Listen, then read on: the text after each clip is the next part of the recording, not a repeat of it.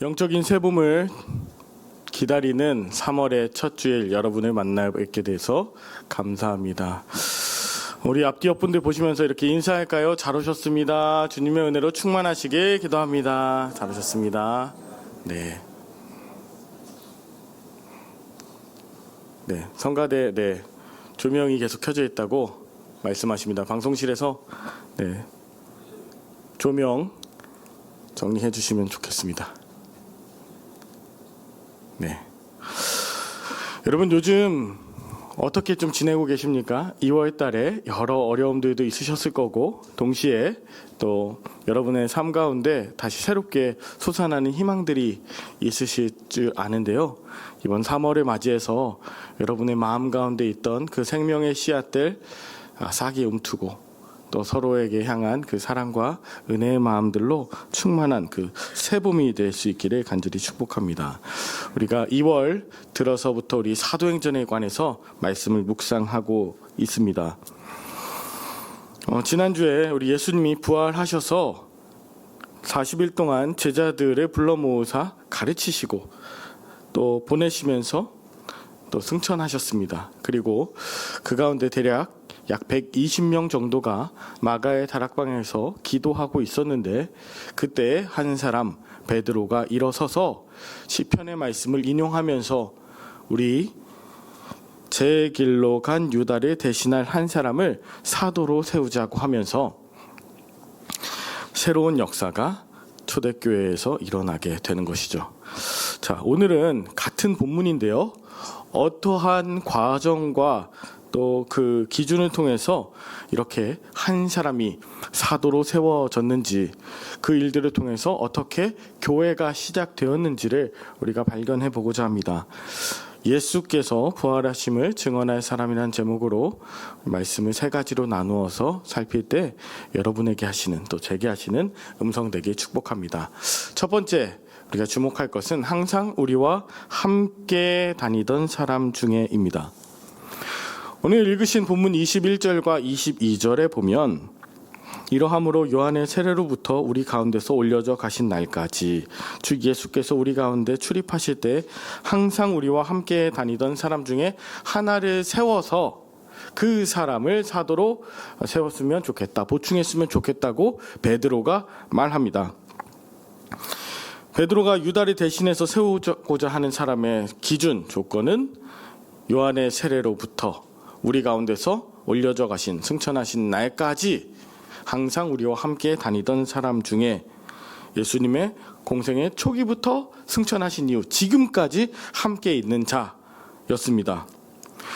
예수님께서는 베드로를 부르실 때 갈릴리의 어부였던 그를 부르셨습니다. 어부였을 때 부르셨기 때문에 그가 가지고 있던 배와 그물 모두를 버려두고 예수님을 따랐습니다. 그리고 가족을 비롯해서 장모님을 비롯해서 모든 가족들과 떨어지고 고향이었던 그 갈릴리로 떠나게 되었죠. 예수님과 함께하면서 새로운 일들이 있을 것으로 예상하고 기대했지만 사실 예수님과 함께했던 그 3년 동안의 시간은 결코 쉬운 시간이 아니었습니다. 때로 먹을 것이 없어 굶주려야 했고 배를 타고 가다가도 풍랑을 만나서 그렇게 물에 빠져버려 죽을 뻔한 상황도 맞이했습니다. 예수님과 함께 가는 곳곳에서 사람들이 인정하고 박수를 치기보다 종교 지도자들에 의해서 돌에 맞아 죽을 뻔하고 낭떠러지에서 밀쳐질 뻔한 적도 있었습니다. 그리고 지금 베드로가 이 이야기를 하는 이 순간 역시 로마와 유대 종교 지도자들에 의해서 붙잡혀 죽을 수 있을 만큼 많이 위축되고 두려움에 휩싸인 상황이었을 것입니다. 그 와중에 은 30냥을 받고 예수님을 팔아버린 가룟 유다가 있었고 그 많았던 무리들 다 도망치고 이제 고작 120명밖에 남지 않았으니 베드로가 한 말은 정말 이 모든 상황을 견디고 난 사람 중에 지금이라도 이 120명 중에 한 사람이라도 세워야 되지 않겠느냐라고 하는 인간적인 마음에서의 바람도 있었을 것입니다. 그런데 우리가 그것을 뛰어넘어서 곰곰이 이 본문을 묵상하다 보면 단순하게 사람들이 가지고 있는 두려움이나 염려, 그리고 위축되어가는 분위기 속에서 베드로가 이 말을 한 것이 아니라, 베드로는 항상 우리와 함께 다니던 사람이라고 그 기준을 말하면서 이 의미를 정확하게 말하고 있습니다. 여러분, 왜 예수님이 공생의 초기부터 그리고 승천하실 때까지 제자들과 함께 있었을 그때에 우리와 함께 다니던 사람 중에 사도를 뽑아야 된다, 베드로가 이렇게 말한 이유가 무엇일까요? 우리가 잘 알아야 되고 검증돼야 되고 정이 많아야 되고 또 우리 그렇게 오랫동안 있어야, 또 오래된 원로였어야만 하는 그런 안정감 때문이었을까요?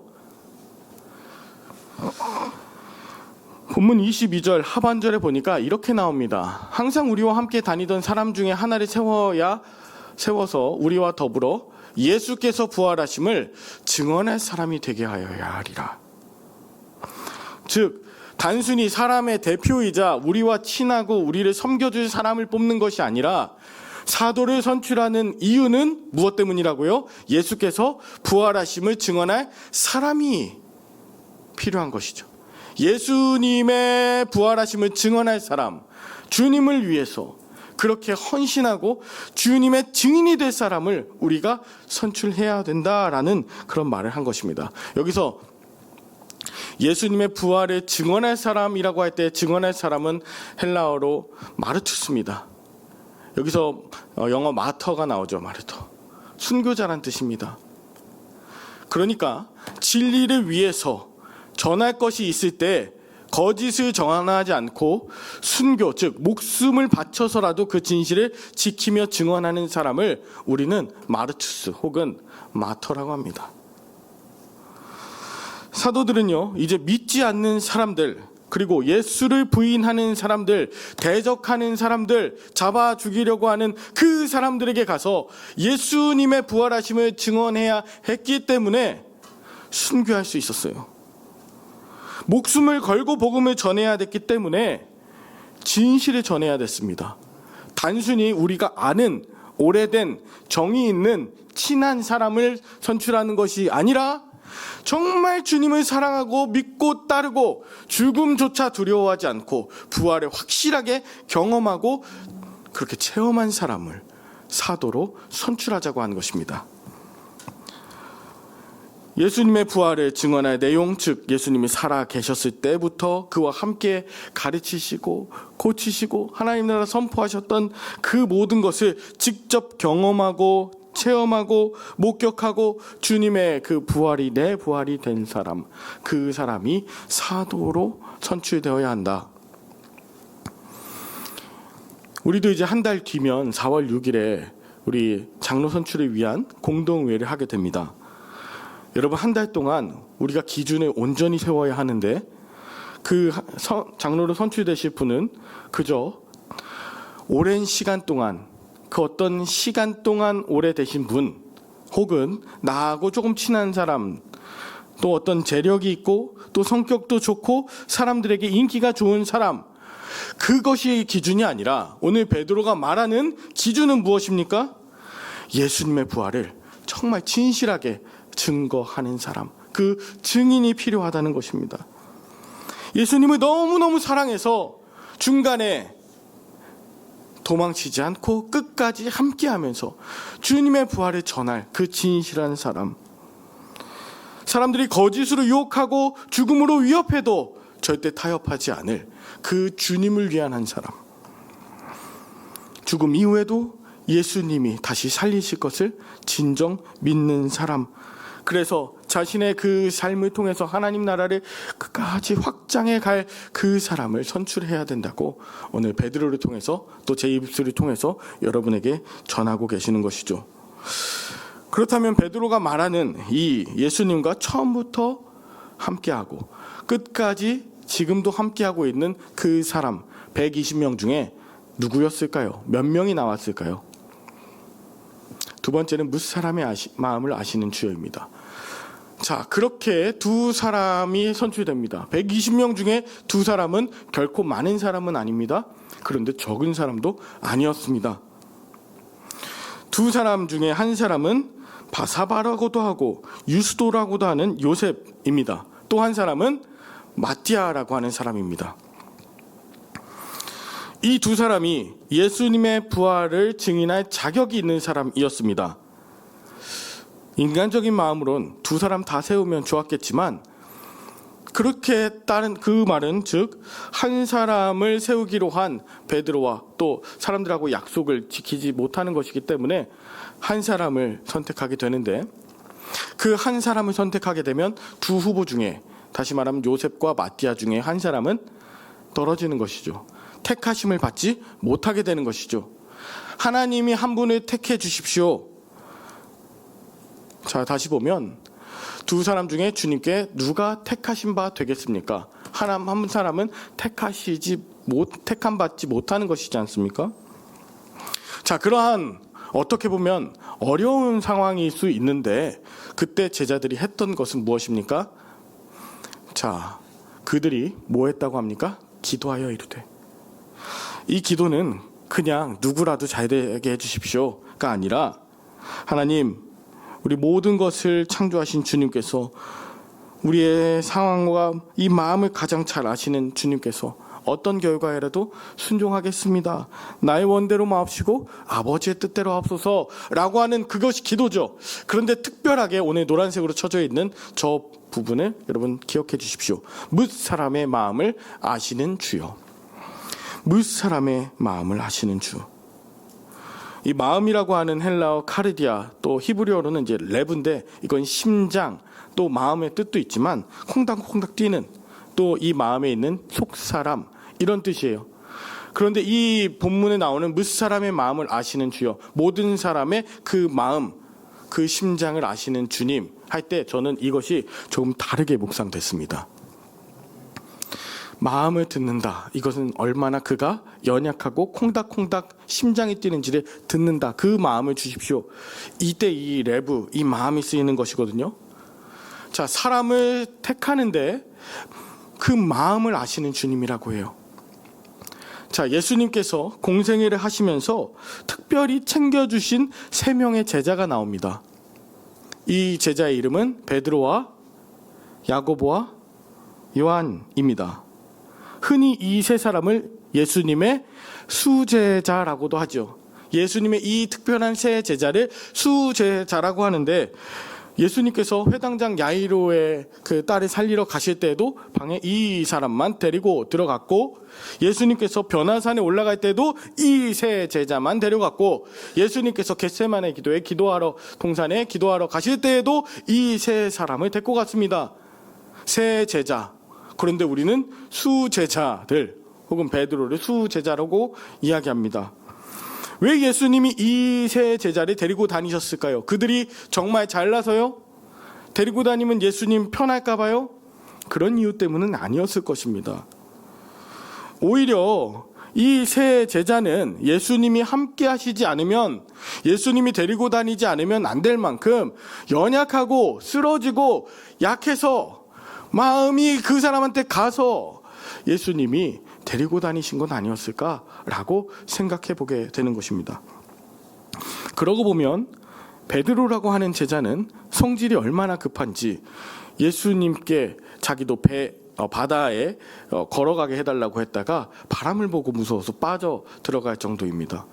예수님이 모든 사람이 나를 다 부인하고 다 떠날 거다라고 했는데 베드로는 아닙니다. 다른 제자들 다 그렇게 해도 나는 그렇게 하지 않을 것입니다. 베드로야, 네가 나를 3번 부인할 거야. 아니요, 그렇지 않을 것입니다. 라고 할 만큼 다혈질이고 어떻게 보면 호언장담하지만 자신의 선택과 말의 책임을 잘 지지 못하는 사람, 그 사람이 베드로입니다. 다혈질입니다. 수제자로서 책임감 있는 모습을 예수님 살아계실 때 보인 적이 없습니다. 혈기가 왕성하죠. 그러면 다른 두 제자 요한과 야고보는 어떻습니까? 똑같습니다. 누가복음 9장 54절에 보니까 제자 야고보와 요한이 이를 보고 이르되 주여 우리가 불을 명하여 하늘로부터 내려 저들을 멸하라 하기를 원하시나이까. 대적자들을요 불을 내려서 다 처단하라고, 저들을 멸하라 하리까 하면서 이 사람들도 역시 과격하고 관용의 마음은 없었던 사람입니다. 요한과 이 야고보의 어머니 살로메도 마찬가지입니다. 예수님이 십자가 지신다고 하니까 예수님 나중에 큰 자리 갈 때 우리 자식들, 두 자식을 기억해 주십시오, 한 자리 요직을 차지하게 해 주십시오라고 할 만큼 세속적이었습니다. 무엇보다 예수님이 겟세마네 동산에서 기도하실 때 세 제자 모두 데려가셨을 때 예수님께서 3번이나 그들을 깨웠지만 그들은 일어나지 못했습니다. 연약했습니다. 그래서 예수님 말씀하시잖아요. 시험에 들지 않게 깨어 기도하라. 마음에는 원이로되 육신이 약하도다. 그래도 잠드니 예수님은 또 이렇게 말씀하셨어요. 누가복음에서는 시몬아 시몬아 보라, 사탄이 너희를 밀가부를 하려고 요구하였으나 그러나 내가 너를 위하여 네 믿음이 떨어지지 않기를 기도하였노니 너는 쓰러질 거야. 그런데 돌이킨 후에 네 형제를 굳게 해라. 즉 예수님은 인간적으로 너무나도 연약했던 그 세 제자를 특별하게 택해 주셔서 특별하게 데리고 다니시면서 주님의 은혜로 성경책에서 기억나는 그 세 제자 혹은 수제자로 만들어 주신 것이죠. 이 제자들이 대단해서가 아니요.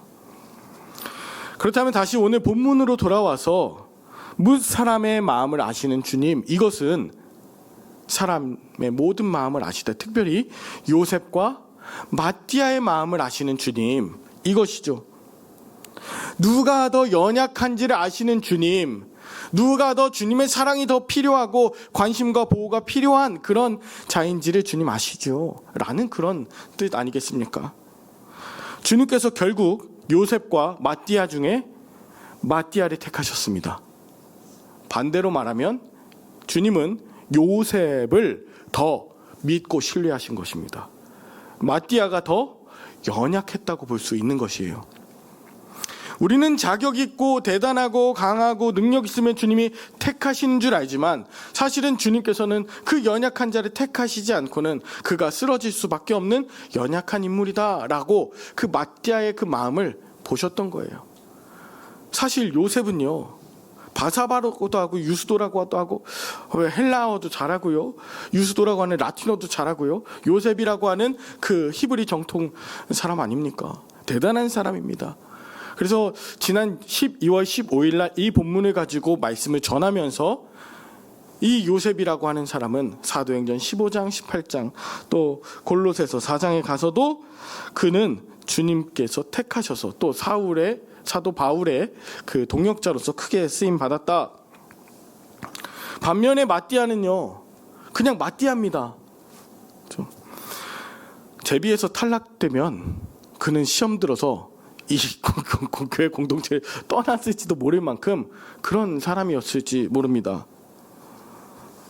마띠아는 공생의 초기부터 주님과 함께 다녔지만 지금까지 한 번도 이름이 거론되지 않았었고 이후에도 이름이 거론되지 않습니다. 인간적으로 진짜 약한 사람이에요.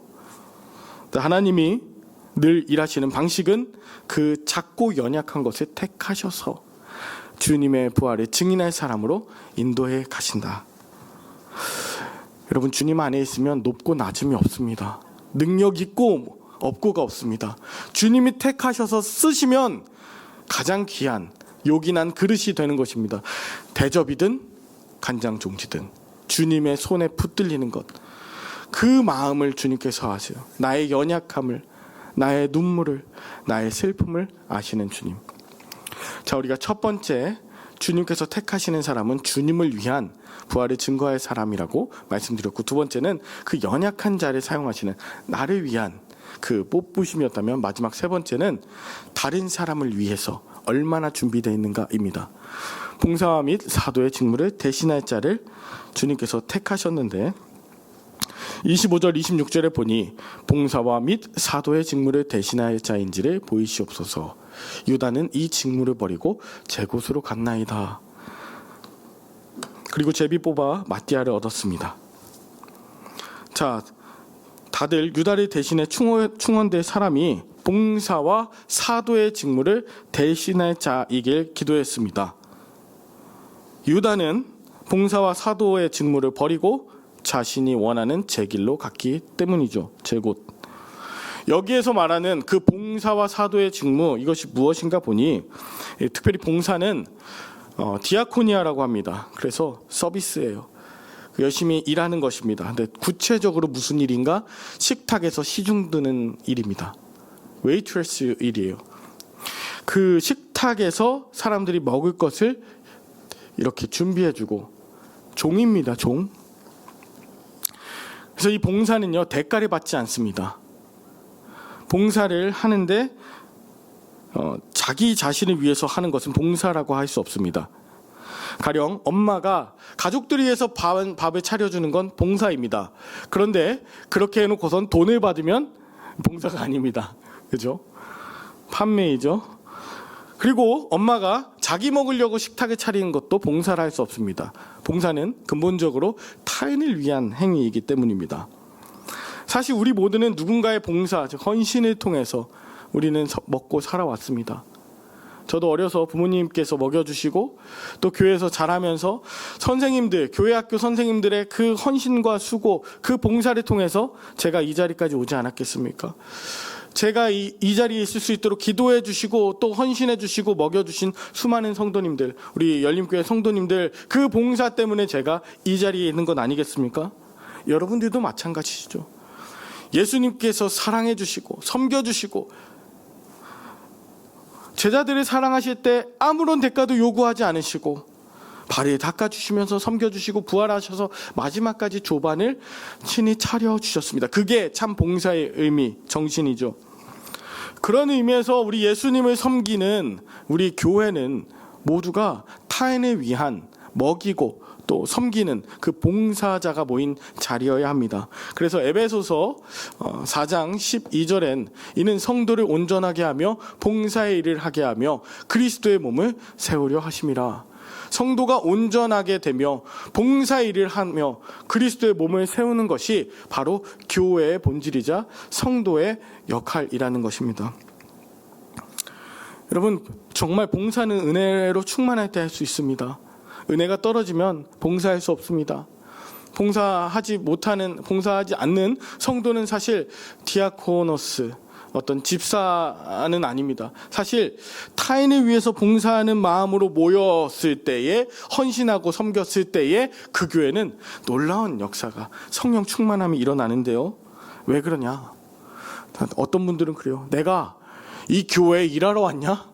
나는 왜 교회 와서 일만 하냐? 왜 저 사람은 일 안 하냐?